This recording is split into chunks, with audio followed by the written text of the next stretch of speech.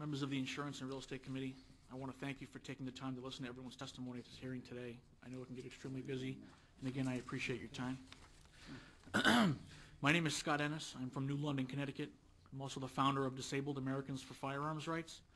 As of March 11, 2013, we have a national membership of 15,106 individuals, of which 2,614 members reside in the state of Connecticut.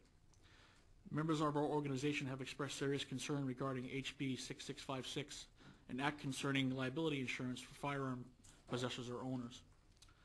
My great uncle, Rene Gagnon, United States Marine, one of the flag raisers at the Battle of Iwo Jima during World War II, he, along with thousands of others, risked their lives for freedom.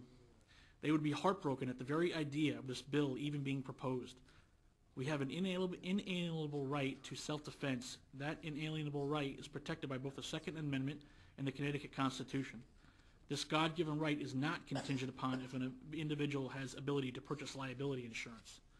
In the case of Warren versus District of Columbia, the courts have already ruled that the government, be it federal, state, or local, has held that, quote, police do not have a duty to provide police services to individuals even if a dispatcher promises help is on the way, unquote.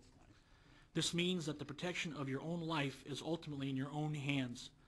This is nothing against the police. Many of my family members are police officers around the state and federal levels. This simply means the police cannot be everywhere protecting everyone all the time, especially with public safety services facing serious budget cuts.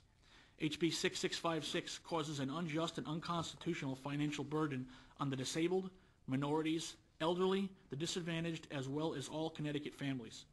This comes at a time in our country where many are unemployed or underemployed. With thousands of families living on fixed incomes and already facing serious financial strain, adding to them another financial burden so that they can exercise their right to protect themselves and their families is extremely discriminatory. I'll just finish up. This bill will do nothing to stop gun violence within the state of Connecticut. This bill will cause an unjust financial burden on thousands of disabled residents wanting to protect themselves by the ability of their Second Amendment right. If HB 6656 were to be passed, the law-abiding, tax-paying, and voting Connecticut residents I mentioned earlier may not be able to exercise that right. The disabled, as well as every Connecticut resident, should not be punished by the actions of one severely mentally disturbed individual criminal. Thank you. Thank you. Thank you for your testimony, Mr. Ennis. Are there any questions? No. Thank you very much. Thank you. Christopher